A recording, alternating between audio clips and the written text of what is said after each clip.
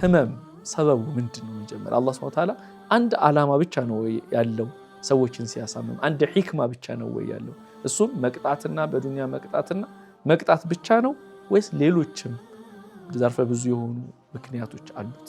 አላህ በሰዎች ላይ ያለን ጸጋ ወደ መጥፎነት አይመልሰውም። እነሱ መንገድ የለቀቁና የቀየሩ እንደው እንጂ አቋማቸውን የቀየሩ እንደው እንጂ ከመጥፎ ከነበሩበትም ደግሞ ወደ መልካም ያመጣቸው መጀመሪያ እነሱ ምክንያቱ ነው እንትን ካሉ እንጂ መቀየሩም ሆነ ማስተካከሉ محض فضله የሱ ብቸኛ እንትኑ ነው። ከባድ የሆነ እንትን ያለበት ሁኔታ በዛ ሁኔታ ላይ ሆኖ አላህን ማስታወሱ አላህ ለሱ ቦታ ይሰጣል። ለዛ ሰው በሽታ ከአላህ ነው፣ መድኃኒትም ከአላህ ነው።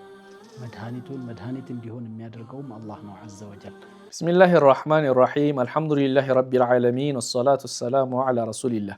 ክቡራን የአፍሪካ ቲቪ ተመልካቾቻችን በባለፈው ሳምንት በነበረን ቆይታ አልሑስና በሚለው ርዕስ ስር አሻፊ ስለሚለው የአላህ ሱብሓነሁ ወተዓላ ስም እየተነጋገርን ቆይታ አድርገናል። በዛ ውስጥም በሽታ ስንት አይነት ነው፣ ፈዋሽነት የማን ብቻ ስልጣን ነው ወይም ደግሞ ማን ብቻ ነው ሊፈውስ የሚችለው የሚለውን ተነጋግረናል።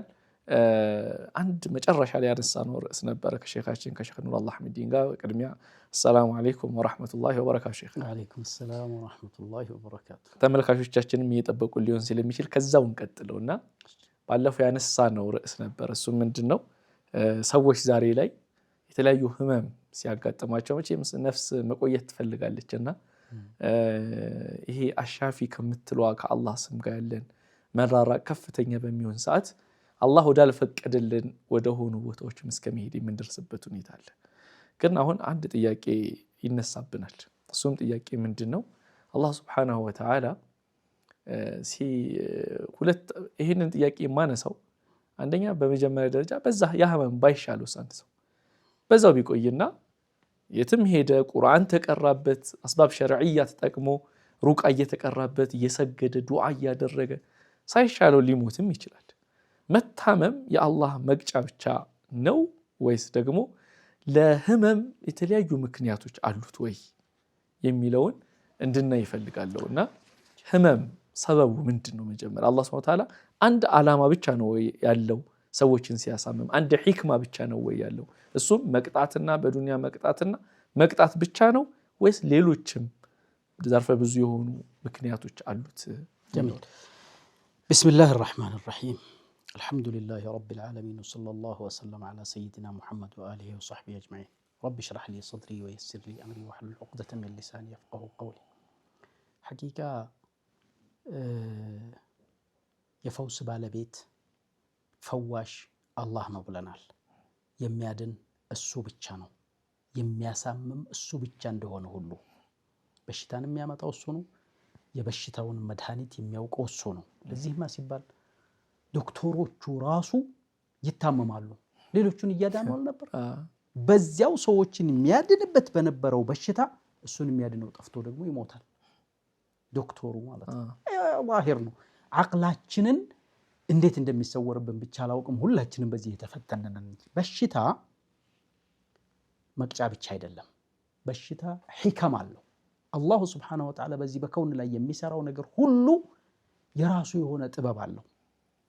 ለምን እንደሚያሳምም ለቅጣት ነው፣ ደረጃን ከፍ ለማድረግ ነው። ብዙ ምክንያቶች አሉ። فلذلك يقولون المرض جندي من جنود الله ይላሉ። በሽታ ከአላህ ሰራዊቶች አንዱ ሰራዊት ነው።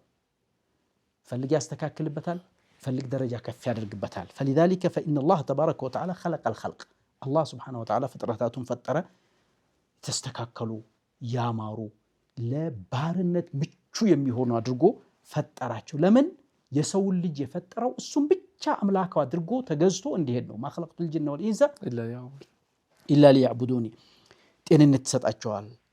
አፈጣጠራቸውን ውስጣዊ ውጫዊ ሰውነታቸውን ቆንጆና ትክክለኛ ያደርገዋል። ለምንድን ነው? ጸጋ መሆኑን አውቀው እሱን እንዳመሰግኑ እና ያመሰገኑት እንደሆነ ያወቁለት እንደሆነ በጸጋው ላይ ያኖራቸዋል። فلذلك يقول المولى جل وعلا إن الله لا يغير ما بقوم حتى يغيروا ما بأنفسهم። الله በሰዎች ላይ ያለን ጸጋ ወደ መጥፎነት አይመልሰውም እነሱ መንገድ የለቀቁና የቀየሩ እንደው እንጂ አቋማቸውን የቀየሩ እንደው እንጂ ከመጥፎ ከነበሩበትም ደግሞ ወደ መልካም ያመጣቸው መጀመሪያ እነሱ ምክንያቱ ነው እንትን ካሉ እንጂ መቀየሩም ሆነ ማስተካከሉ محض فضله የሱ ብቸኛ እንትኑ ነው ومما جعله الله سببا للثواب والعقاب ايضا هو المرض የቅጣትም የثواب ማግኛ መንገድ ካደረጋቸው ምክንያት ካደረጋቸው ነገራቶች ሁሉ አንዱ በሽታ ነው በሽታ መግፊራ ለማግኘት ምክንያት ሊሆን ይችላል በሽታ ጀነት ለመግባት ምክንያት ሊሆን ይችላል በሽታ የቅጣት ምክንያት ሊሆን ይችላል ጥፋት አጥፍተህ ሊቀጣህ ማለት ነው ማስረጃዎች አሉ የእንትቃም የመበቀያ ሊሆን ይችላል እንደገና የአላህ እዝነትና የአላህ ረህመት መገለጫም ሊሆን ይችላል فإن الله يرحم به عباده المؤمنين فيغفر لهم به الخطايا ስተትን ይምርበታል ለምሳሌ كأبي سعيد الخدري እንደዚሁም كأبي هريرة የተዘገበ ሐዲስ ነብያችን عليه الصلاة والسلام እንዲህ ብለዋል አሉ ما يصيب المسلم من نصب ولا وصب ولا هم ولا حزن ولا أذى ولا غم حتى الشوكة يشاكها إلا كفر الله بها من خطاياه አሉ የምህረት ምክንያት የሚሆንበት አንድ ሙእሚን የትኛውም ልፋት በሽታ ችግር አያጋጥመውም ሐሳብ ትካዜ ሐዘን ስቃይ ጭንቀት አያጋጥመውም በመንገድ ላይ የሄደ የምትጭረው የምትወጋው የሆነ ቾክ እንኳን ብትሆን በሷ ምክንያት አላህ Subhanahu Wa Ta'ala ስተቱን የሚያብስለትና የሚያራግፍለት ወንጀሉ ማለት ነው ኃጢያቱን የሚያራግፍለት ቢሆን እንጂ ብለዋል ነብያችን አለይሂ ሰላቱ ወሰለም ስለዚህ በሽታ ቅጣት ብቻ አይደለም በሽታ አንተ ደረጃህን ከፍ ሊያደርግልህ ያለህን ወንጀል ደግሞ ሊያራግፍልህ ይመጣል ወሰብ ብሎ ማለት በሽታ ብሎ ማለት ነው ማን ወሰብን ብለው ያሉት ማለት ነው እንደዚሁም አብዱላህ ኢብኑ መስዑድ ያስተላለፉት ሐዲስ ነብያችን ጋር ገባሁኝ አሉ እሳቸው እየታመሙ ነበር ያማቸዋል በጣም ያማቸዋል ሊሞቱ አካባቢ ማለት አዎ ከዚያ ያ ረሱላህ ኢነከ ቱዓኩ ወአከን ሸዲደን እንት ብርቱ የበሽታ ስሜት እየተሰማዎት እኮ ነው በጣም እየታመሙ ነው ትኩሳት ማለት ነው አዎ ስላቸው ጊዜ አልኳቸው አለ ቃል አጀል አዎ አሉኝ አለ ኢኒ ኡዓኩ ከማ ዩዓኩ ረጁላኒ ሚንኩም እኔ እኮ ከናንተ ውስጥ ሁለት ሰው የሚታመመውን ያክል ማለት ለሁለት ሰው የሚሰጥ ያክል ለኔ ይሰጠኛል አሉ አሽዱል በላኢ አዎ ለአንቢያ ነው አዎ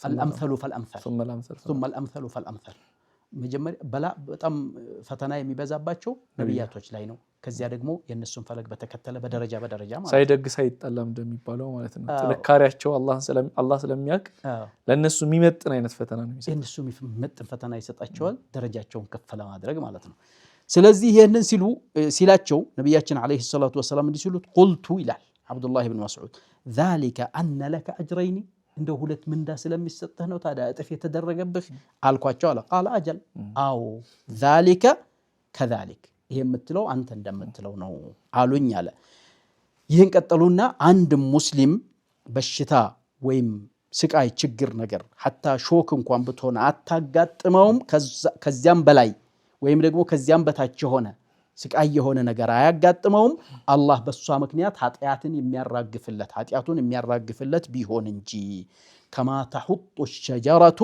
ورقها አንዲት ዛፍ ቅጠሎቿን እንደምታራግፈው ወይም ከሷ ላይ እንደሚራገፈው በሽታ ሲያጋጥመው ችግር ሲያጋጥመው በንብረት ላይ የሚደርስ በቤተሰብ ላይ የሚደርስ በሁሉ ነገር ላይ የሚደርስ እሱን ሐዘን ውስጥ የሚያስገባ ጭንቀት ውስጥ የሚያስገባ ነገር አያጋጥመው በዚያ ወንጀሉ የሚራገፍለት ቢሆን እንጂ ብለው አሉ ነብያችን አለይሂ ሰላቱ ወሰለም ስለዚህ በሽታ ቅጣት ብቻ አይደለም ወንጀል ማራገፊያ ነው ሌላው ደግሞ የመዳኛ ምክንያትም ነው ነጃ የምትሆንበት ማለት ነው አዎ ከሳት ነጃ የምትሆንበት النجاة من النار ይሄም አቢ ሁረይራ ያስተላለፉልን ሐዲስ ረዲየላሁ ዐንሁም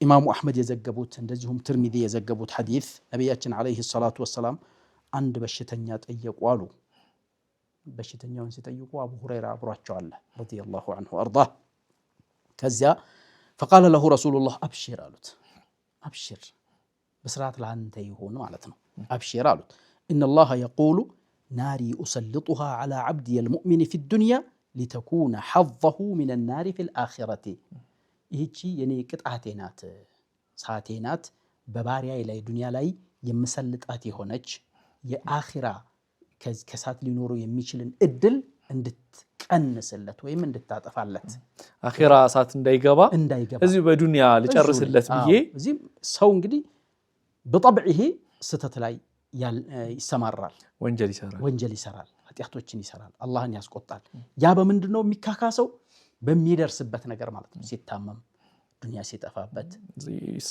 ይሰረዛል ማለት ነው በዚያ ደረጃው ከፍ ይደረግ ወንጀል የሌለው ከሆነ ደግሞ ደረጃው እንዲጨምር በዚህ ምክንያት ይመጣል ስለዚህ ሰዓት እንዳይገባ እዚህ በደንብ የታመመ ሰው የሰዓቱን እንትን ቀንሷል ማለት ነው ቅጣት የለውም ማለት ተውሂድ ካለው ማለት ነው አዎ ተውሂድ እሱማ መሰረት ነው እሱ ከሌለ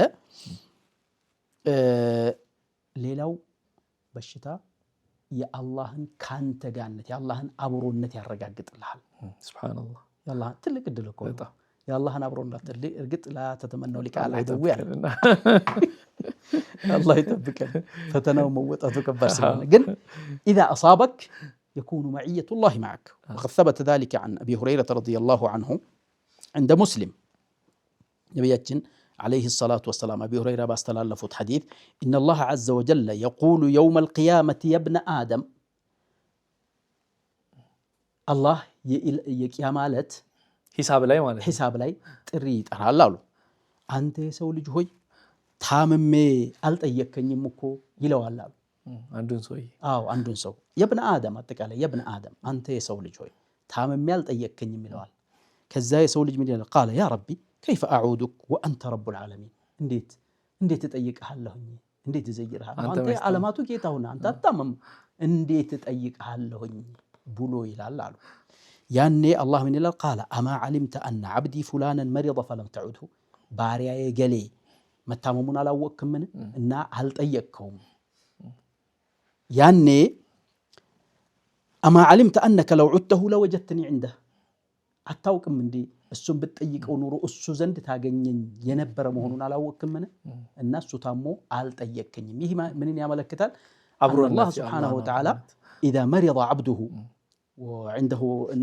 ባሪያው ከታመመ መጀመሪያው ነው ተውሂድ ላይ ቦታ ያለው ሆኖ ማለት ነው የአላህን ባርነት ያረጋገጠ ሆኖ ሲያጋጥመው አላህ ከሱ ጋር ነው ማለት ነው ቢዐውኒሂ ወከረሚሂ وإلا فبذاته فهو فوق عرشه ይሄ ማዕየቱ ተሽሪፍ ነው ማለት ነው ማዕየቱ ተሽሪፍ ማዕየቱ ተክሪም የማክበር የመንከባከብ የእርዳታ አብሮነት አላህ Subhanahu Wa Ta'ala አብሮ ይሆናል ብዙ ጊዜ እንደውም ሼክ ካዩ የሸሪዓ ሐዲሶች ጠቅለል አድርገን ስናያቸው የመጡ ሐዲሶችን አላህ Subhanahu Wa Ta'ala በጣም ዱዓ ተቀባይነት ከሚሰጥባቸው ቦታዎች ላይ ሰውየው አላህን ማስተዋወስ በሚከብድበት ሰዓት ላይ ሲያስታውስ ነው አላህ مثلا ثلاثه لا ترد دعاءهم ከተባሉ መካከል አንደኛው ዳዕወቱል ሙሳፊር ነው ቅጣቱ من العذاب ነው በጣም ከባድ የሆነ እንትን ያለበት ሁኔታ በዛ ሁኔታ ላይ ሆኖ አላህን ማስተዋወሱ አላህ ለሱ ቦታ ይሰጣል ለዛ ሰው አንድ ሁለተኛ الصائم حين يفطر ጾመኛ በሚያፈጥር ሰዓት ወይ ጾመኛ ሆኖ የሚያደርገው ዱዓ ሆዱ ተርቧል ምን ብሏልና ያን ሁሉ ረስቶ ጌታውን ማስተዋወሱ አላህ ቦታ ሰጥቷልና ሰው ሲታመም ደግሞ ያለው ሀድ ምናቆኑ ሁላችንም መቼም አላህ ይጠብቀንና ያልታመመም ካለ ከዚህም በኋላ አላህ ሳይታመም ሰላም ሆኖ አላህ Subhanahu Wa Ta'ala እስከመጨረሻው ሰላም ያርገው ግን ታመን የምናቅ ሰዎች እናቃለን እና ህመም የራሱ የሆነ ከእንትን የሚያስወጣ ነገር አለ ከኢባዳ የሚያስወጣ ነገር አለ እንቅልፍ ነው የሚለው ምግብ ይዘጋል ድካም አለው በዛ ሁኔታ ሆኖ አላህን ማስተዋወስ የአላህን አብሮነትን ይጠቁማል ማለት ነው አኪድ አብሮነትን ይጠቁማል እንደገና በሽታ ሆነም ጀነት ለመግባት ምክንያት ነው ሌላ ከሳት ለመራቅም ከሳት ለመግባትም ምክንያት እንደሆነ ጀነት ለመግባት ደግሞ ምክንያት ነው ከሳት ለመራቅም ምክንያት እንደሆነ ሁሉ ጀነት ለመግባትም ደግሞ ምክንያት ነው ይህ ደግሞ ከአነስ ኢብኑ ማሊክ የተስተላለፈው ሐዲስ ያመለክተናል ምን ይላል እሱ የአላህ መልእክተኛ አለይሂ ሰላቱ ወሰላም እንዲህ ሲሉ ሰማኋቸው አለ ምን ሲሉ ان الله قال اذا ابتليت عبدي بحبيبتيه فصبر عوضته عنهما الجنه ባሪያዬን በሁለት ሐቢባዎቹ በሁለት ወዳጆቹ በፈተንኩትና በመከርኩት ጊዜና የታገሰ ጊዜ ጀነትን እተካዋለሁ ጀነትን ሰጠዋለሁ ሁለት ወዳጆቹ ማለት አይኖቹ ናቸው እንግዲህ አይነ ስውራኖች አሉ ትዕግስት አድርገው ይሄን የሚከታተሉም ይኖራሉ በዚህ ሰዓት አላህ ተቀበለው የአላህን ውለታ ከአላህ የሚጠብቁ የሆኑ ባሮቹ ወላሂ ጀነት ነው ምንዳቸው። እንግዲህ ሐቂቃ ካየህ አንተ የአይን ኒዕማ ገደብ የሌለው ኒዕማ ነው። በጣም ወላሂ ምንም ገደብ የሌለው ኒዕማ እኮ አንተ የተቀመጥክበትን የሄድክበትን ፊት ለፊት ያለህን ዱንያ እንዴት እንደሆነች ያላየ ስንትና ስንት አለ።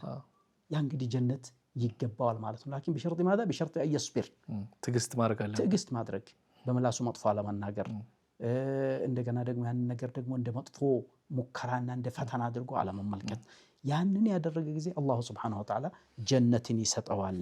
አጣ ኢብኑ አቢ ረባህ ያስተላለፉት ሐዲስ ደግሞ ቃለ ለኢብኑ ዓባስ ይላል ኢብኑ ዓባስ እንዲህ አሉኝ አሉ አላ ኡሪከ ምርአተ ሚን አህሊል ጀና። ይሄ ደግሞ ሌላው ወሽታ ምድር ላይ ያለች የጀነት ሰው መሆኗ የተረጋገጠ የሆነችን ሴት የጀነት ሰዎች አሁን ምድር ላይ እየተንቀሳቀሰ የጀነት የሆነች አላሳየህምን አሉኛል አጣ ኢብኑ አቢ ረባህ። አጣ ኢብኑ አቢ ረባህ የአብዱላህ ኢብኑ ዓባስ ደረሳ መካ ላይ የኖሩ በጉልበታቸው የሚኖሩ ታላቅ ዓሊም ናቸው። እየተንቀሳቀሱ ማለት ነው ራሳቸው እየሰሩ እና ታሪካቸው እጅግ በጣም ደስ የሚል ሰውዬ ናቸው። የኢማም አቡ ሐኒፋ አለይሂ ረሕመቱላህ እሳቸው ላይ የተወሰነ ዒልም ወስደዋል ለዑምራ በሄዱበት እና ይህ ሰውዬ ምን ይላሉ ቁልቱ በላ አዎ ይንገሩኝ እንጂ አልኳቸው አለ አብዱላህ ኢብኑ ዓባስን ስላቸው هذه المرأة አሉና የሆነች ጥቁር ሴትዮ አሳዩኝ አሉ። ይህች ሴትዮ ነብያችን ጋር መጣችና ነብያችን ጋር አለይሂ ሰላቱ ወሰላም እኔ አዙሪት አለብኝ ይጥለኛል ወድቃለሁ እና ስወድቅ ደግሞ እጋለጣለሁኝ ያ ረሱላህ ዱዓ ያድርጉልኝ አላህ እንዳድነኝ አለቻቸው። አላህ እንዳሽረይ ከዚህ በሽታ እንዳላቀቀኝ ዱዓ ያድርጉልኝ አለቻቸው አላህ መልእክተኛ። ያኔ አላህ መልእክተኛ ምን አሏት ከፈለግሽ ትታገሻለሽ ታግሰሽ አላህ ጀነት እንዲሰጥሽ ከፈለግሽ ደግሞ ዱዓ አደርግልሻለሁ አላህ ያላቀቅሻል አሏት። እንግዲህ ተመልከቱ ትዕግስቱ የሚያመጣው የበዛ ስለሆነ እንጂ ሙእሚን በመሆኗ ጀነትን ታገኘዋለች እኮ። ነገር ግን ጀነት ውስጥ የምታገኘው ደረጃ በትዕግስቷ ምክንያት ከፍተኛ ስለሆነ ያንን አመላከቷት የአላህ መልእክተኛ አለይሂ ሰላቱ ወሰላም። ከዚያ ምን አለች ወኢን ሽእቲ ደዓውቱ ላህ አን ዩዓፊየኪ ፈቃለት አስቢር ኧረ ታገሳለሁኝ አንቱ የአላህ መልእክተኛ ሆይ አለቻቸው። ፈቃላት ያኔ እኒ አተከሸፍ ግን እጋለጣለሁ ስወድቅ ሰውነቴ ይገላለጣል ስትላቸው እንዳልጋለጥ ዱዓ ያድርጉልኝ አለቻቸው። እንዳትጋለጥ ዱዓ አደረጉላት። በሽታው ግን አልተወገደም። የጀነት መሆኗ ተረጋገጠ። በማን በረሱሉላህ ሰለላሁ ዐለይሂ ወሰለም ምስክርነት እና በሽታ የጀነት መግባት ምክንያት ነው። ግን አላህ ይጠብቀን። ያው አቡበከር እንዳሉት ነው ምንለው እኛ اللهم من أن أبتلى وأصبر أختار من أن أنعم وأشكر أبو بكر فتنهين كم متحجس يبلته ستهين أتاكمهين ما مسجنون مرتال وقليل من عبادي الشكورنا እና አመስጋኝነትን እኛም እንደዛ ነው የምንለው። እንደው መከራ ደርሶብኝ የታጋሽነት ደረጃ ከማግኘት ሁለት ሷቢር ይበልጣል ወይ ሻኪር እሱ ራሱ ሌላ የዑለሞች ኺላፍ ነውና መከራ ደርሶብን ከምንታገስ አላህ ኒዕማውን አፍስሶብን አመስጋኝ መሆንን እንመርጣለንና ማንም የደረሰባቸው ሰዎች ደረጃቸው ትልቅ ነው። ይሄ ፈተና አይደለም ለማለት ነው። ይሄ ፈተና ላይ ነን ትግስት አድርገን ካለፍ ነው ትልቅ ደረጃ እናገኛለን። የአላህ ጥላቻ ማሳያ አይደለም ለማለት ነው። ሼክ ጀዛከላሁ ኸይራን። እንቀጥላለን ከረፍት በኋላ ስንመለስ። ክብራን የአፍሪካ ቲቪ ተመልካቾቻችን አላለቀም ፕሮግራሙ። ከረፍት መልስ ስንመለስ የምንቀጥል ይሆናል። ሰዓቱ ረሂም አልሐምዱሊላህ ረቢል ዓለሚን ወሰላቱ ወሰላሙ ዐላ ረሱሊላህ። ክብራን የአፍሪካ ቲቪ ተመልካቾቻችን እያየን የነበረው ከረፍት በፊት ስለ በሽታ ቅጣት ብቻ አይደለም። በሽታ ሰውየው ሲያዝ የተለያዩ የሆኑ አላህ ሱብሓነሁ ወተዓላ እሱ ላይ የላከበት ምክንያቶች ይኖሩታል። የመውደዱም ማሳያ ሊሆን ይችላል። በዛ ምክንያት ወንጀል ይማራል፣ በዛ ምክንያት ከሳት ይርቃል፣ በዛ ምክንያት ጀነት መግቢያ ምክንያት ይሆነዋል። በዛ የአላህ አብሮነት ከሱ ጋር ይሆናል። ዱዓው ተቀባይነት የማግኘት እድሉ ሰፊ ይሆናል። ሌሎችም መጥቀስ ይቻላል። ሸኻችን ከረፍት በፊት ከጠቀሱት ውጪ አንዳንድ በሽታዎች እንደውም በሐዲሶች ላይ የሆድ ህመም እንደ ውስጥ ደዌ በሽታዎች ታሞ የሞተ ሰው የሸሂድነት ማዕረግ እንደሚያገኝ የተጠቀሱበት ሐዲሶች አሉ። ሌሎችም መጥቀስ ይቻላል። ይሄ በአንድ ጎን ስናየው ነው። ይህ ማለት ግን ደግሞ አሁንም ከረፍት በፊት ሼክ ሲያብራሩ የመታመም የራሱ የሆነ ደረጃ እንዳለው ሁሉ አንዳንድ ሰዎችን ደግሞ ሊቀጣቸው ሲፈልግስ አላህ Subhanahu Wa Ta'ala በበሽታ ይቀጣቸው የቅጣትስ ማሳያ አይደለም? እኛ አሁን ሂክማውን አናቅም ነው መሰለኝ ኡስታዝ እያሉ የነበሩት ያሳመመን አላህ Subhanahu Wa Ta'ala አጅር ልናገኝበት ሊሆን ይችላል፣ ጀነት መግቢያ ምክንያታችን ሊሆንም ይችላል። ለሰራነው ወንጀልም ቅጣት ሊሆንበት የሚችል ቅጣት ሊሆን የሚችልበትም አጋጣሚዎች በጣም ሰፊዎች ናቸው አሉ። المرض عذاب لمن عصى الله ورسوله الله ላይ ያመጽክ አላህ ላይ ወንጀል እየሰራህ አላህ ያላዘዘብህ ቦታ ላይ ተሰማርተህ በሽታ ሲመጣብህ አንተ ቅጣት ነው እንጂ እንትን ለማለት ወይም ደግሞ መገሰጫ መከሪያ የሆነህ ዘንድ አላህ Subhanahu Wa Ta'ala ያመጣዋል። ይሄውም فإن الله يعاقب من عصاه አላህ Subhanahu Wa Ta'ala በዱንያም ሆነ በአኺራ ያመጹበትን ሰዎች ይቀጣል። ስንቶቹ ኡመቶች ናቸው በወንጀል ምክንያት ድምጥማጣቸውን አላህ Subhanahu Wa Ta'ala ያጠፋቸው። ይሄኮ የአላህን ቁጣ ለመግለጽ አላህ Subhanahu Wa Ta'ala ያመጹበትን ሰዎች የሚያጠፋ መሆኑን ለማሳየት እንጂ ለነሱ ደረጃቸውን ለመጨመር አይደለም። መቼም የጠፉት ኡመቶች ሁሉ የጠፉት ማለት ነው። ሳያማቸው አልጠፉም። መቼም ድንጋም ሲዘነብባቸው ድንጋው ሲመታ ሞት ነው አይደል? ያ ደረጃውን ከፍ ሊያደርግ አይደለም። እና የቅጣትም አንዱ ጁንዱ ሚን ጁኑዲላህ ስንል እኮ እዛ ውስጥ ተካቷል እኮ ጁንዱ ሚን ጁኑዲላህ ሊየንሱረ ቢሂ ዐቢደሁ ጁንዱ ሚን ጁኑዲላህ ሊዩሐጢመ ቢሂ አዕዳአሁ እና ነው ማለት ነው። አቢ በክርን ረዲየላሁ ዐንሁ ቃለ ያ ረሱለላህ ከይፈል ፈላሑ በዕደ ሃዚሂል አየቲ ለማለት የደረሱበት እንትን ነው። እንደው ከዚች አያት በኋላ እንደው እንዴት መዳን ይቻላል አሉ። ምክንያቱም ምን የምትል አያት ናት እሷ መን ያዕመል ሱአን ዩጅዘ ቢሂ የምትል እንደው እኩይ ተግባርን የሰራ በሷ ይመነዳል። ሱእ ደግሞ ነኪራ ነው። አዎ ሁሉንም ይይዛል ትንሹንም ትልቁን። መን ያዕመል ሱአን ዩጅዘ ቢሂ የትኛውም ሰው ደግሞ ምን ያለችውም እንደዚሁ አልፋዚል ዑሙም ናት። መጥፎን የሰራ ሰው በሱ ይመነዳበታል የምትል አያት ናት። እቺ አያት ዓም ናት። ሱእም ደግሞ አልተገደበም። እንደው ከዚህ እንደው እንዴት መዳን ይቻላል ከዚች አያት በኋላ ብሎ አቡበክርን እስከ መጠየቅ እስከ ነብዩን እስከ መጠየቅ ያደረሳቸው አያት ነበር። ከዚያ የአላህ መልእክተኛ ግን ምን አሉት አለይሂ ሰላቱ ወሰላም እንደገና ለይሰ ቢአማኒይኩም ወአማኒይ አህሊል ኪታብ መን ያዕመል ሱአን ዩጅዘ ቢሂ አሉ። ፈቃለ ነብዩ ሰለላሁ ዐለይሂ ወሰለም ገፈረ አላሁ ለከ ያ አባ በክር አሉት። አላህ ይማርልህ አንተ አቡበክር ሆይ አሉት። አለስተ ተምረዱ ትታመማለህ አይደል እንዴ? አለስተ ተንሰቡ እንደው ትለፋለህ አይደል እንዴ? አለስተ ተሕዘኑ ታዝናለህስ አይደል?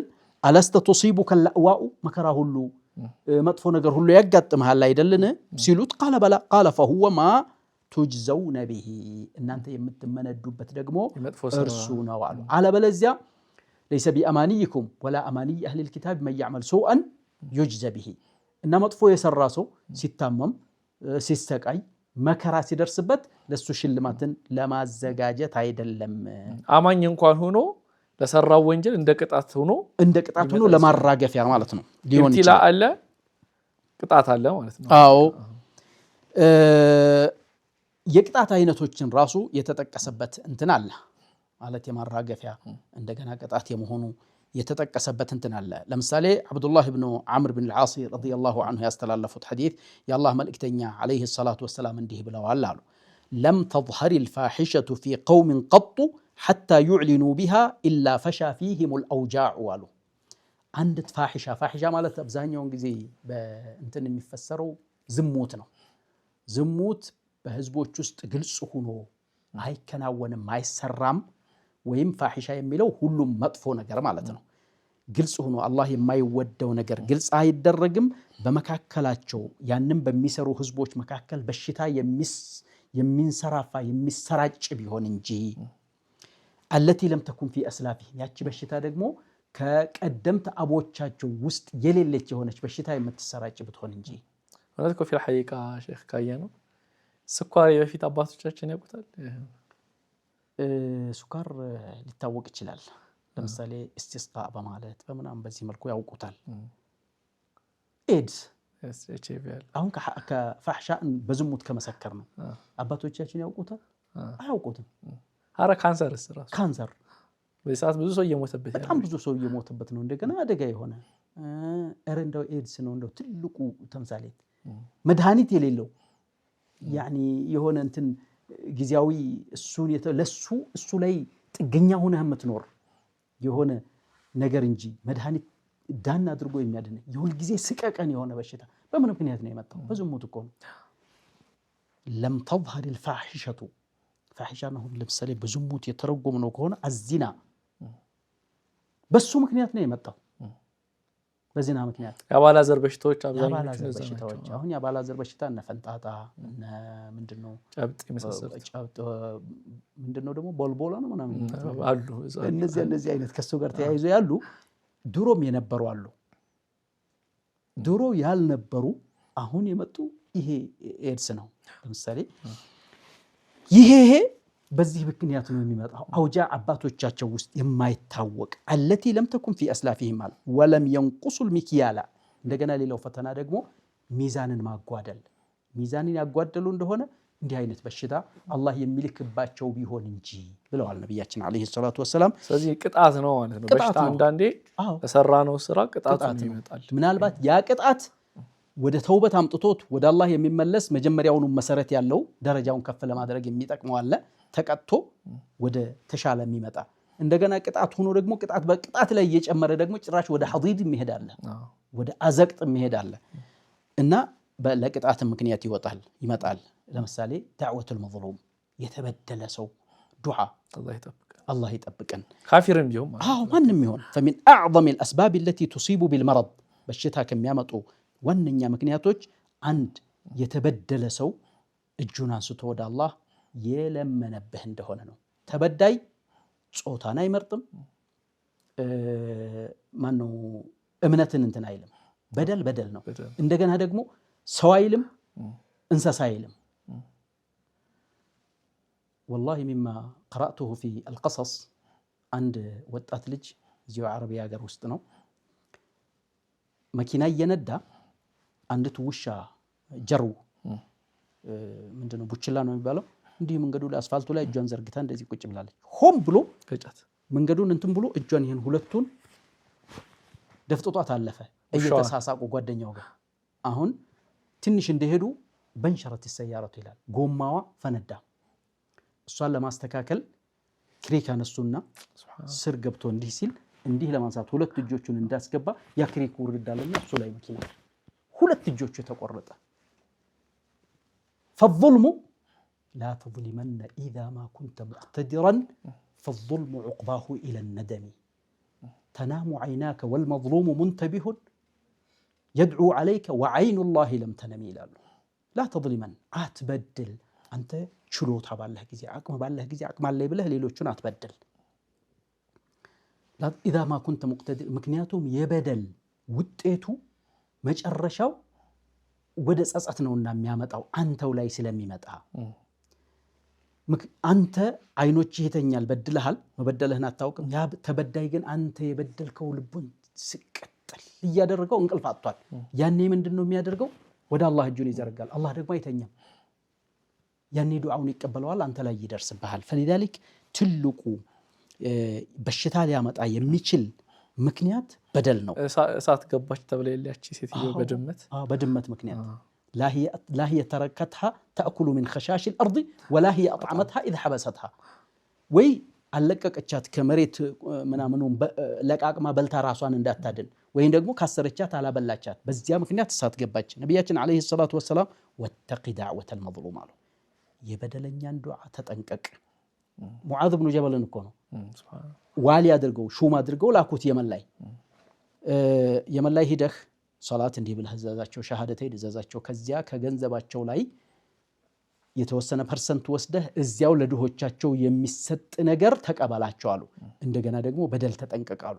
ምክንያቱም የበደለኛ ዱዓ እሱና ወተቂ ዳዕወተ المظلوم فإنه ليس بينها وبين الله حجاب እሱና አላህ መካከል የተበደለ ሰው ዱዓና አላህ መካከል ምንም አይነት ግርዶሽ የለምና እንዳትበድል አሉት። ሼክ እዚህ ጋር ሁለት ነገሮች ማንሳት ፈልጋለሁ። አንደኛ ከእንትን አንፃር አሁን በዚህ ሰዓት ኢትዮጵያ ውስጥ በጣም ብዙ አህባሾች የበዙበት ሁኔታ ነው ያለውና ያው እንደ አቂዳ ሳይሆን ኪታቡ ላይ መስራቹ አብደላ አልሐረሪ ይሄ በቁማርም ይሁን በስርቆትም ይሁን በምንም ከካፊር ከሆነ ወንጀል እንደሌለው አይነት ነገር ብሎ የጻፈው ሁኔታ አለና ይሄ ምን ያክል አደገኛ የሆነ መርዘኛ የሆነ አስተሳሰብ እንደሆነ ከእስልምና አመለካከት የራቀ እንደሆነ በዚሁ እንዲገነዘቡ ነው። አንዳንድ ሰዎች ይህ አይነት አመለካከት ካያችሁ ቤተሰቦቻችሁ ውስጥም ካሉ እንድትቆጣቸው ይሄን ወላሂ የእስልምና መገለጫ የመጀመሪያው ታማኝነት ደግሞ ለሰው ብለህ አይደለም ታማኝ የምትሆነው የሰውየው እምነት አይደለም አንተን ታማኝ የሚያደርገው አላህ ኢና عرضنا الأمانة على السماوات والأرض والجبال ብሎ ሲል ታማኝነትን ለሱ ብለህ ታማኝ እንድትሆን ኃላፊነት ጥሎብህ ነው። ስለዚህ ስትታመን አንተ ያንተን እምነት ለተከተለውም ያንተን እምነት ላልተከተለውም ታማኝ መሆን አለብህ። ከዚያ ውጪ ግን ያንተን እምነት ያልተከተለ ለሆነው ታማኝ አለመሆን ፍጹም ከእስልምና አስተሳሰብ ውጪ ነው የሆነ የራቀ ነው። ብዙ ጊዜ ዛሬ ላይ በፊት ማለት ብዙ ዳዕዋዎች ላይ ይነገራል። በፊት ሙስሊሞችን አምነን እንሰጥ ነበር፣ አምነናቸውን ገዛ ነበር። في الحقيقة እኔ በዚሁ 2-3 ወር ውስጥ ያጋጠመኝ ነው። እኔ ደግሞ እቺ ሐዲስ በጣም ተእሲር አሳድራብኛለች። ላ ተእኩል ማለከ ኢላ ተቂ የምትለው ቢያንስ መቼም ከሌላው የኔው ሻሃዳ ያዙ ይሻላል ብዬ ምንም ሲበላሽብኝ ለማሰራት የሚሄደው ሙስሊም ጋር ነው የመሳሰሉት። የባለቤቴን ስልክ ለማሰራት 2 የተመላለሼ ሙስሊም የሆነ ሰው ነገር ግን ሌላ ቦታ ሳስመረምረው የማይሆን ፎርጂድ ነው ያሰራል። ስሙ መሐመድ አህመድ ኻሊድ ምናምን የሚባል ሰው ሊሆን ይችላል ሙስሊም የሆነ ሰው እና ዛሬ ላይ መርካቶ ላይ ሄደን የሆነ ዕቃ ስንገዛ ወላሂ ብሎ ይሸጣል። በጣም በረመዳን እንኳን ሳይቀር በተደጋጋሚ ያጋጠመኝ ነገር ነው። ሁሌ ደግሞ ስገዛ እምላቸው ነገሮች ምንድነው በዱንያ አላጣህ እችላለሁ አታለኸኝ ግን በአኺራ አላጣህም። ስለዚህ ይሄን ፈርተህ ቢያንስ ትክክለኛ የሆነ ዕቃ ስጠኝ። ይሄ እንኳን ቃል እነሱ ቦታ አይሰጡትም። እንደዚህ ነገር እርግጥ በእኔ ምክንያት ማንም ሰው ጀሃነም ሊገባ አልፈልግም። ነገር ግን እንደ ቃል እንኳን ይሄ ተነግሮት ፈራ ብሎ አረኔ ጥሩ ዕቃ ሰጣለሁ የሚል ሰው እንኳን እየጠፋ ያለበት ሁኔታ ነው። እርሶም አጋጥሞት ሊሆን ይችላል፣ ሌሎችም ሰዎች ያጋጥማቸዋል። ዛሬ ላይ እንደ ማህበረሰብ ይሄ ዙልም በዳይነት የሚለውን ነገር ልጆቻችንን ወስደን እኮ እሱን የበደልነው ሄደን እኮ ነው አስቤዛ ገዝተን የምናበላው። ይህንን እንኳን ትኩረት አለመስጠት እንደ ሙስሊም ትልቅ የማህበረሰብ የሆነ ዝቅጠት ውስጥ ነው ያለነው ብዬ ተደጋጋሚ የሆኑ ዳዕዋዎች የሚያስፈልጉት ነው ስለ ዙልም ለማለት ነው። አላህ ሱብሓነሁ ወተዓላ እሱ አይደል ያሳመመኝ ራሱ ይፈውሰኝ ህክምናም አልጠቀምም እኔ ተወኩል አለኝ ብሎ በተወኩል ስም ህክምና መጠቀም የሚተው ሰው አለ። ሶስተኛው ደግሞ ትክክለኛው የሆነው መንገድ ነውና የትኛው ነው ስህተት የትኛው ነው ትክክለኛ የሚለውንም ዘርዘር አድርገን እውነት ከተወኩል ጋር ግንኙነት አለው ወይ ህክምና ይጋጫሉ የሚለውን እስኪ እንየው። طيب الحمد لله رب العالمين وصلى الله وسلم على سيدنا محمد الصادق الأمين وعلى آله وصحبه أجمعين. حقيقة وبشتاك الله ነው መድኃኒትም ከአላህ ነው። መድኃኒት እንዲሆን የሚያደርገውም አላህ ነው عز وجل. فلذلك አላህ አዳኙ እሱ ነው። መዳንን ከሰበቦች ጋር ያያያዘው እሱ ነው። ሰበቦችን ያወረዳቸው ሰበቦች አሉ። እዚህም ደግሞ ያው አላሁ ሱብሓነሁ ወተዓላ የፈቀዳቸው ልቅ ያደረጋቸውና በተጅረባ በእንትን የተነገሩም አሉ። በሁሉም ተዳዊ ይፈቀዳል የሚል ነው የዑለማዎች አቋም። ተዳዊ ይፈቀዳል። ከአንዱ ተዳዊ ማለት ህክምና መጠቀም ማለት ነው። ከአንዱ የህክምና አካል ተወኩል የህክምና አካል ነው ራሱ ማለት ነው። ወደ አላህ መመካት ራስህን ለአላህ መስጠትና ከዚያ ሰበብ ማድረስ ሰበቡ ራሱ የተወኩል አካል ነው ተብሏል። ኡሳመቱ ብኑ ዘይድ ያስተላለፉልን ሐዲስ ረዲየላሁ ዐንሁ ወአርዳህ ኡሳመቱ ብኑ ሸሪክ ረዲየላሁ ዐንሁ ምን ይላል? ቃለ ኩንቱ ዐንደ ነቢይ ሰለላሁ ዐለይሂ ወሰለም ወጃአቲል አዕራቡ ይላል። ነቢያችን ጋር ነበርኩኝና አዕራቦች መጡ። ከዚያም ምን አሉ? አንቱ የአላህ መልእክተኛ ሆይ አነ ተዳዋ ብለው ጠየቁ። መድኃኒት እናድርግ እንዴ በሽታ ሲያጋጥመን የሆነ እንትን ነገር ስናደርግ ወይስ ለአላህ ዝም ብለን እንመካ ብለው ሲሏቸው የአላህ መልእክተኛ ምን አሉ? ፈቃለ ነዓም ያ ዒባደላህ ተዳወው አሉ። አዎ እናንተ የአላህ ባሮች ሆይ መድኃኒትማ አድርጉ። ምክንያቱም ፈኢነላህ ለም የضዕ ዳአን ኢላ ወضዕ ለሁ ደዋአን አሉ። አላህ ስብሓነሁ ወተዓላ አንድን በሽታ አላስቀመጠም መድኃኒት ያደረገለትና ያስቀመጠለት ቢሆን እንጂ አንድን በሽታ በምድር ላይ አላረገም ለሱ መድኃኒት ያደረገለት ቢሆን እንጂ አንድ በሽታ ብቻ ሲቀራሉ አንድ በሽታ ብቻ ሲቀር ሲሉ قالوا ما هو ምንድነው መድኃኒት የሌለው በሽታ መድኃኒት የሌለው ምንድነው ብለው ሲሉ አልሐሪም አሉ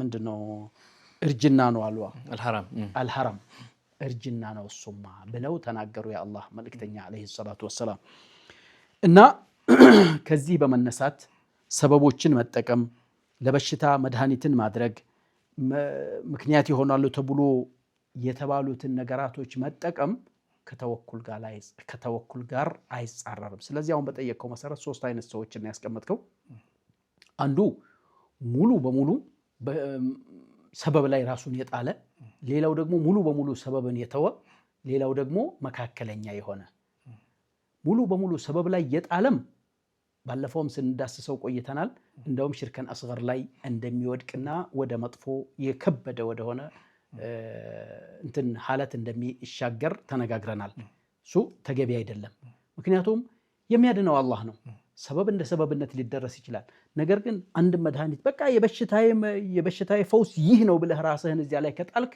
ወከአነከ ፊ ሽርኪን እንደገና ሌላው ደግሞ ሙሉ በሙሉ መተውም ደግሞ ተገቢ አይደለም አስባብ من ضمن من አንዱ የተወኩል አካል ነው ሰበብ ተዋኪል ነው የሚባለው ይሄ ተዋኪል ነው እሱ አይገባም ይሄ ግን ትልልቅ መሻይኾች ሰበቦችንም ያደርሳሉ ነገር ግን ሰበብ ላይ ራሳቸውን የማይጥሉ አሉ ሰበብ ላይ ራሳቸውን የማይጥሉ እርግጥ ነብያችን አለይሂ ሰላቱ ወሰላም በሐዲታቸው ዑካሸቱ ኢብኑ ሚህሰን የጀነትነት የተመሰከረለት ሐዲት ላይ ነብያችን አለይሂ ሰላቱ ወሰላም لا يسترقون ولا يختوون ولا يتطيرون ولكن وعلى ربهم يتوكلون ያሉት ሐዲት አለ ጀነትን ያለ ሒሳብ ያለ ዒቃብ ያለ ምንም ጥያቄ የሚገቡ ሰዎች አሉ 70000 ይሆኑ ወደ 70,000 የሚሆኑ አሉ ነብያችን አለይሂ ሰላቱ ወሰላም ሲናገሩ ጊዜ ዑካሸቱ ኢብኑ ሚህሰን ምን አይነት ሰዎች ናቸው ተብለው ሲጠየቁ እነርሱ ምንድነው ሩቃ የማያደርጉ የማያስደርጉ የማይተኮሱ መድኃኒቶችን ሰበቦችን የማያደርጉ وعلى ربهم يتوكلون በጌታቸው ብቻ የሚመኩ ናቸው አሉ ዑካሸቱ ኢብኑ ሚህሰን ከነሱ አላህ እንዳደርገኝ ዱዓ ያድርጉልኝ ሲላቸው አንተ منهم አሉና መሰከሩለት ሌላው ሲነሳ قد سبقك بها ዑካሸቱ ብለው የዘጉበት ሐዲት አለ ሆኖም ግን አሁን ይሄ ተወኩል ጋር አይጻረርም የሚለው ነው ዑለማዎች ያጡ بل هو من حسن التوكل على الله ومن كمال التوحيد نعم ይሄኛው ሐዲስ ላይ አንዳንድ ሙፈሲር ሻሪሖች ነብዩ ላ ይርቁን በሚል ዘገባው ይዘገበም ሻዝ ነው ይላሉ ላ ይስተርቁን ያሉት ነብዩ ሰለላም አሊፍ ሲንታ ደግሞ አንድ ላይ ሲመጡ ጠለቡ ሩቃኑና በሌላ ሰዎች ላይ ያላቸው ጥገኝነት የለም በአላህ ላይ ወደ ሌላ ሰው እንትና ናና ሩቅ አርግልኝ እንትና ቅራልኝ አይነት ነገር አይሉም እንጂማ አሽረፉል ሙተወኪሊን ረሱል ሰለላሁ ዐለይሂ ወሰለም እና ጅብሪል መጥቶ ሩቅ አርጎላቸዋል ራሳቸው ሩቅ አርገዋል አይሻ ሩቅ አርገዋል ከሰሃቦች እርስ በርስ ሩቅ የሚያረጉበት አጋጣሚዎች ነበሩ ግን ና ብለው ከሌጋ ሂደው ጥገኛ ሆኖ የሱ ሩቅ ካረገ ብለው ግን ለጥያቄ የሚዳረጉ አካላቶች አይደሉም ومع ذلك انهم يتوكلون وعلى ربهم يتوكلون በጌታቸው ይመካሉ ትልቁ ነገር ሰበብ እንደ ሰበብነት ስለታዘዘ ይደረጋል እንጂ ሰበቡ ራሱ መድኃኒት ነው ራሱ አዳኝ ነው ራሱ ፈዋሽ ነው ብሎ መጠጋት የለበትም ነው ያንን ማድረግ ደግሞ አንዱ የተወኩል አካል ነው ተወከላለህ ትመካለህ اعقل ثم توكل እንዳሉት ማለት ነው ልክ ይሄ እኮ አንዳንድ ዑለማዎች እንትን ላይ ሲገልጹት ይሄ ብዙ ጊዜ በዚህ ጉዳይ ላይ እንትን ላይ የተውሂድ ኪታቦች ላይ ይጠቀሳልና ይሄ ማለት አንድ ሰው ተወኩል አልጠቀምም በተወኩል ላይ ብቻ ጥገኛ ሆናለሁ ሰበብ አልጠቀምም ማለት እኮ በተመሳሳይ ሁኔታ ሳላገባ ልጅ ፈልጋለሁ በል እስኪ ልጁን አምጣው እንደማለት ነው ማግባት ራሱ የሆነ ሰበብ ነው ቁጭ ብዬ ሆዴ ይሞላል እንደማለት ነው እስኪ አፍ ውስጥ ምግብ ሳያስገባ ይጥገብ እሱ የሚያየው ምንድነው ውጭ ወጥቼ ሪዝቅ ፍለጋ መንቀሳቀሱን ነው ሰበብ አድርጎ ያየው ሰበቦች ብዙ አይነት ለመብላት እጅን አንስቶ አፍ ድረስ ማድረስ ራሱ ሰበብ ነው ለልጅ ለመውለድ ማላመት ሰበብ ነው ማግባት ለልጅ ሰበብ ነው ስለዚህ እነዚህ ሁሉም መተውን ያለበት ተወኩል አለኝ ብሎ ምንም እንቅስቃሴ አላደርግም ካለ ይላሉ ነብይ ማን ነው አላሁ عز وجل في سورة البقرة ወተዘወዱ ፈኢነ ኸይረ ዛዲ ተቅዋ ያለችው አያት ላይ ወተዘወዱ ስንቅን ያዙ ፈኢነ ኸይረ ዛዲ ተቅዋ ማለት ከስንቁ ሁሉ በላጩ ደግሞ በቂ የሆነ ነው ብለው ፈስረውታል። ይሄ በየመኖች ምክንያት ነው የወረደው ይላሉ። ምንም ስንቅ ሳይይዙ ሐጅ ይመጣሉ። እዚህ ከመጡ በኋላ ረሃብ ላይ ይወድቃሉ። ለምንድን ነው እንደዚህ የማትወጡ ስንቅ የማትይዙ ሲባሉ እኛ ሙተወኪሎች ነን አሉ። እንደዚህ የሚባል ነገር የለም። ወተዘወዱ ፈኢነ ኸይረ ዛዲ ተቅዋ ነው የሚለው የወረደው በዚህ ምክንያት ነው የሚሉም አሉ ማለት ነው። ፈሊዛሊክ ምንድነው ሰበብ መያዝ የተወኩል አካል ነው። በል ሁወ ሚን ሑስኒ ተወኩል ዐለላህ ወሚን ከማል ተውሂድ ይላሉ። ከተውሂድ ሙሉእነት አንዱ ነው። ኢዝ አነሁ የእኹዙ ቢልአስባብ ወሁወ የዕለሙ አነሃ ላ ተንፈዑ ወላ ተዱር። ምክንያቱም አንድ ሰው ሰበብን ይጠቀማል፣ ያደርሳል፣ ነገር ግን ጥቅምም አታመጣም፣ ጉዳትም የላትም። ፊ ዛቲሃ ማለት ነው። እንደ ሰበብ ግን ሰበብ ሆናለች፣ ሰበብ ብሎ ይጠቀማታል። ፈኢን ሸፋሁ ላሁ ወሳረት ሰበበን ፈህየ ሚነላህ። አላህ ካዳነው ያቺ የተጠቀማት ሰበብ ከሆነች ሰበቡን ያደረገው ሰበቡ ተግባራዊ እንዲሆን ውጤት እንዲሰጥ ያደረገው አላህ ነው። ፈሻፊ ሁወ አላሁ ዐዘ ወጀል ፊል ሐቂቀቲ ኢነ ሽፋእ ያእቲ ሚን ዒንዲሂ ነው። ቁልቱ ስለዚህ ምን ይላል? ኢላ ቢኢዝኒሂ ወላ ተሩዱ ሸይአን ሚን ቀደሪላህ። የአላህን ውሳኔ ምን መመለስ አይችልም። ፈሊዛሊከ ፈዐን አቢ ኹዛመተ ረዲየላሁ ዐንሁ ቃለ ቁልቱ ያ ረሱለላህ አረአይተ ሩቀን ነስተርቂሃ ወደዋአን ነተዳዋ ቢሂ ወቱቃተን ነተቂሃ ሀል ተሩዱ ዐን ቀደሪላሂ ሸይአን ብሎ ጠየቀ። አንቱ የአላህ መልእክተኛ ሆይ እስቲ ይንገሩኝ፣ እንደው የምናደርገው ሩቃ፣ የምናደርገው መድኃኒት፣ የምንጠነቀቀው ጥንቃቄ እንደው ከአላህ ውሳኔ ሊያድነን ይችላል እንዴ ብሎ ሲጠይቃቸው ፈቃለ ሂየ ሚን ቀደሪላህ፣ እሷ ራሷ ከአላህ ቀደር አንዱ አይደለች እንዴ ብለው አሉት። ማለት አንተ ራሱ ያንን ራሱ ቀደሩን ማድረስ የምትችለው እሱ ሲወስንልህ ነው። ካደረስክ በኋላ ደግሞ እሷ ሳትሆን አላሁ ስብሓነሁ ወተዓላ የፈቀደልህና ያችን እንድትሰራ ያደረገህ ጌታ እሱ ነው የፈቀደልህ ነው።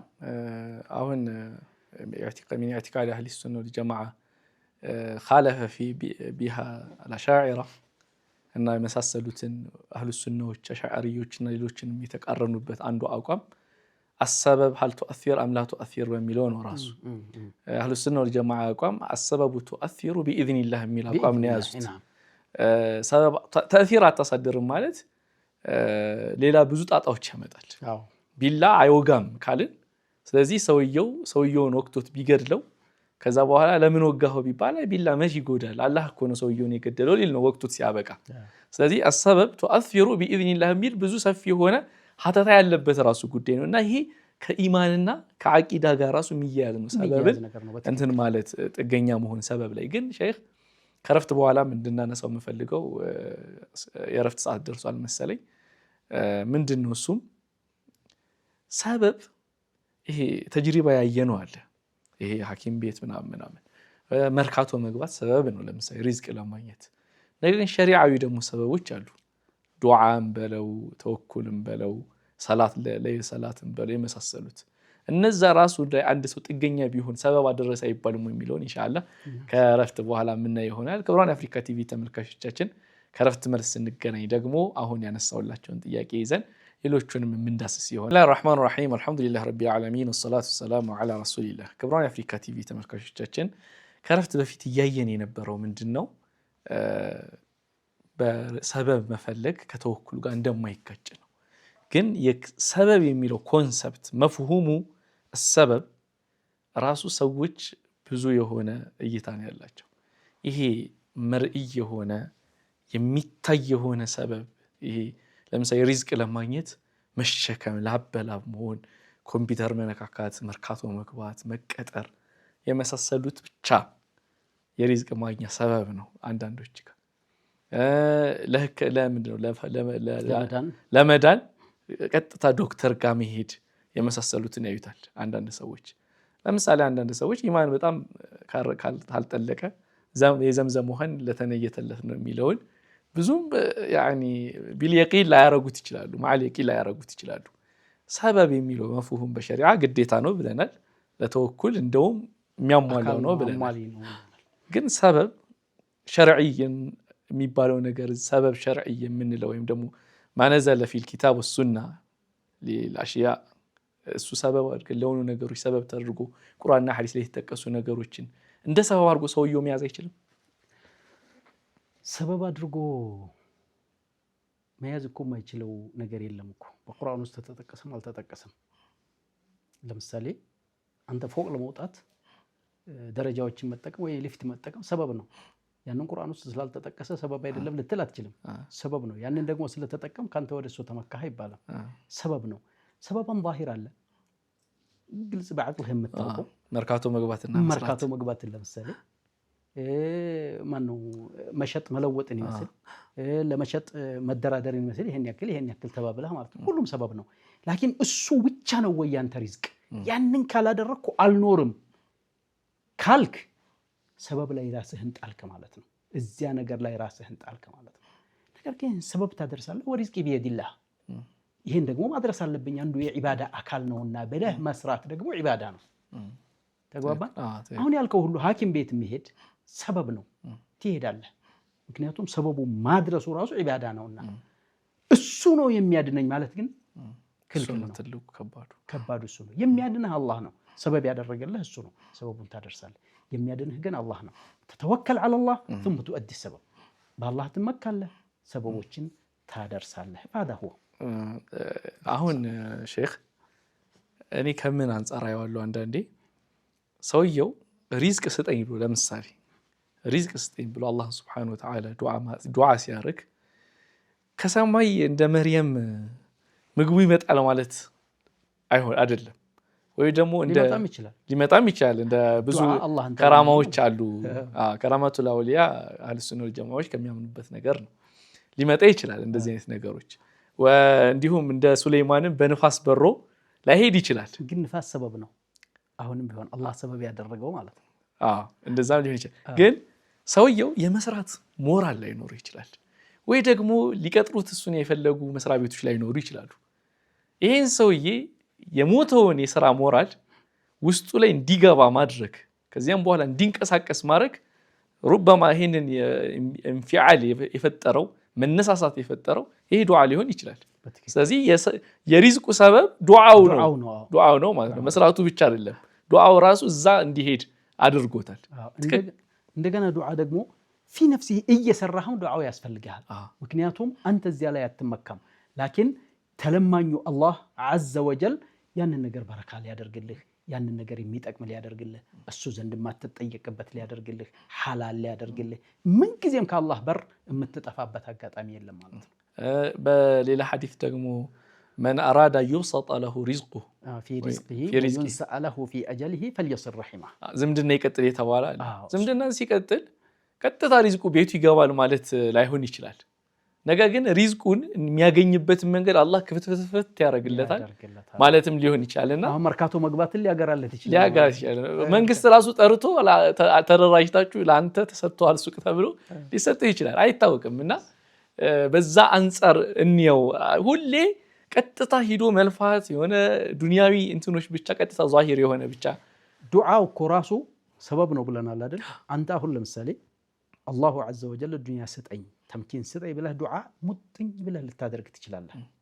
በሰዓቱ ግን ያንን ነገር ላታገኝ ትችላለህ። ዱዓ ግን ተቀባይነት የማያገኝበት አጋጣሚ ምንም የለም።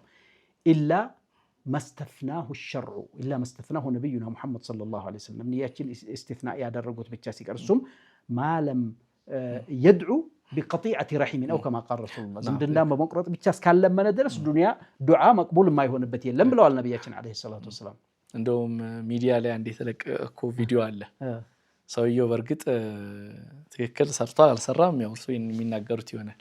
ሐረም ላይ ከአባ ጋር ሆኖ ብዙ ሰውዬ ነው ናይጄሪያዊ ብቻ እንደዚህ አፍሪካዊ ነው እና ያ አላህ ፉሉስ አይተውት ይሆናል በአመቱ ትልቅ መኪና ገዝቶ ይሄው ያ ዱዓዬ ምናምን ብሎ ኢዕቲራፍ አድርጎ ለቀቀውና አሁን እንዳሉት ነው ለማለት ነው። بالمناسبة ሐረም ላይ የሚደረጉ ዱዓዎች ያንተን እንትን ብቻ ነው እንጂ እንትን የሚሉት በጣም ብዙ ዱዓዎች መቅቡል የሆኑ እኛም ያጋጠመናል በዚህ በጉዟችን ላይ ማለት ነው። ልጅ አጥተው 10 ዓመት ባልና ሚስት ሆነው ኑሮ ጭራሽ አጥተው እንደው ቤተሰብ ካልተለያያችሁ እያላቸው የነበሩ ሰዎች እዚያ ሄደው ዑምራ አድርጎ አልቅሶ መጣ።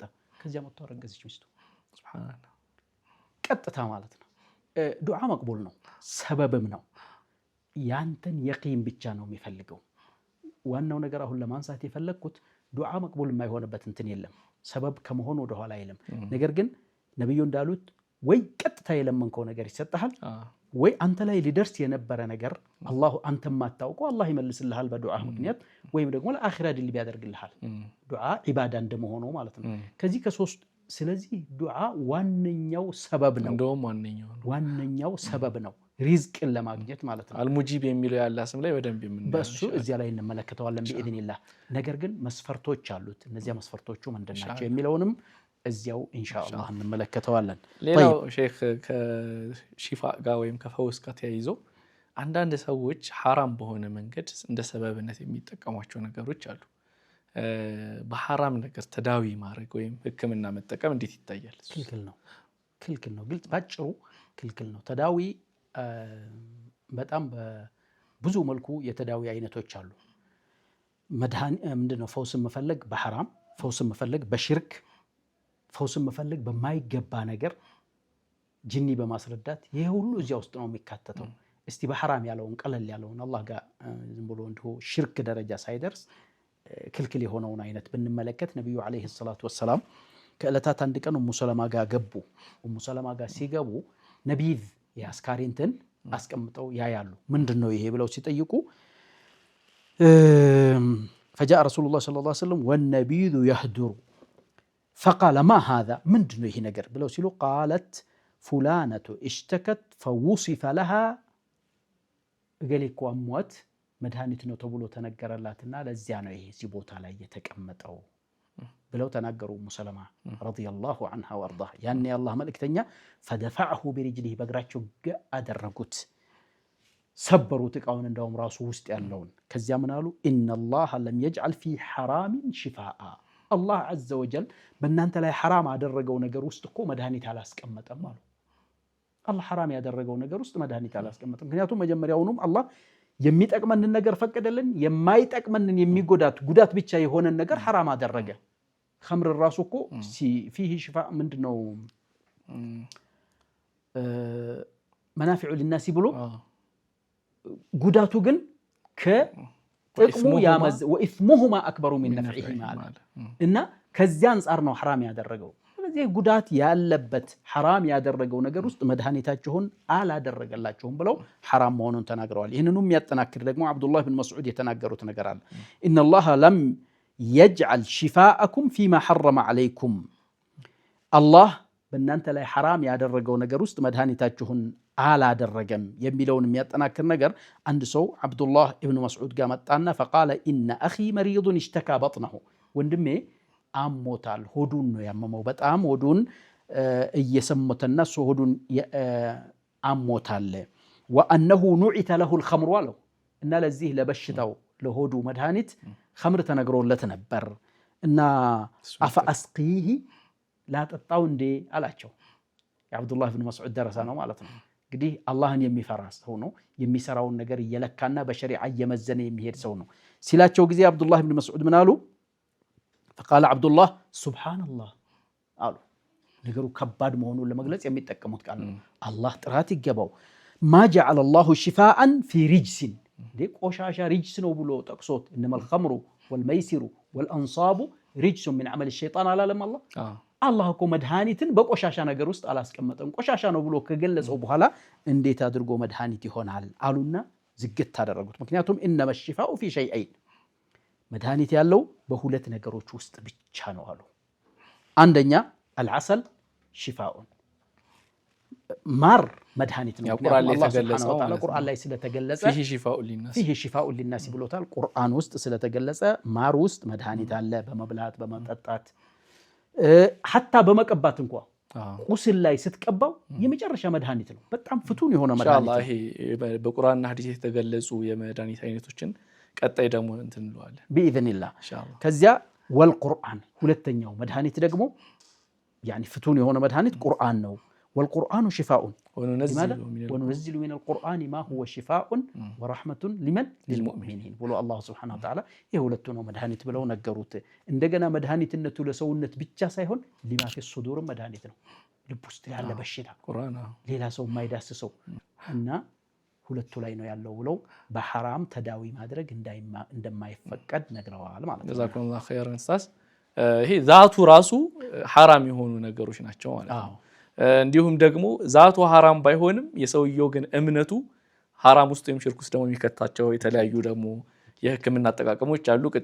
ቅድም የጠቀሷቸው እንደ ጂን ጋር መሄድ፣ ጸበል መሄድና የመሳሰሉት ነገሮች ደግሞ ቀጥታ ከተውሂድ ጋር የሚጋጭ ስለሆነ በዛ መንገድ ሐራም ይሆንበታል ማለት ነው። ጀዛኩሙላሁ ኸይረን ኡስታዝ፣ ሰዓት ገድቦናል እዚህ ጋር። በቀጣይ ደግሞ በቁርአንና ሐዲስ ውስጥ የተጠቀሱ የህክምና አይነቶች ምንድናቸው የሚለውን ደግሞ ዳሰስ እናደርጋለን ኢንሻአላህ። ክቡራን የአፍሪካ ቲቪ ተመልካቾቻችን የዛሬው ፕሮግራማችን እዚህ ጋር ይጠናቀቃል። በቀጣይ ደግሞ በቁርአንና ሐዲስ የተጠቀሱ የተለያዩ የህክምና አይነቶች ዑለሞች የጠቀሷቸው የተለያዩ የህክምና አይነቶች እነዛ ሁሉ ፈዋሽነቱ የአላህ እንደሆነና ሐዲስ ላይ ራሱ መጥቀሱ አላህ Subhanahu Wa Ta'ala ምን ያክል ሰበብ ለኛ እንደገለጸልን የሚያሳይ መሆኑን አብረን የምናይ ይሆናል። የዛሬው ፕሮግራማችን እዚህ ጋር ይጠናቀቃል። በተማራችሁ ተጠቃሚ እንድትሆኑ አላህን እየጠየቅኩኝ፣ ሰላም አለይኩም ወራህመቱላሂ ወበረካቱሁ።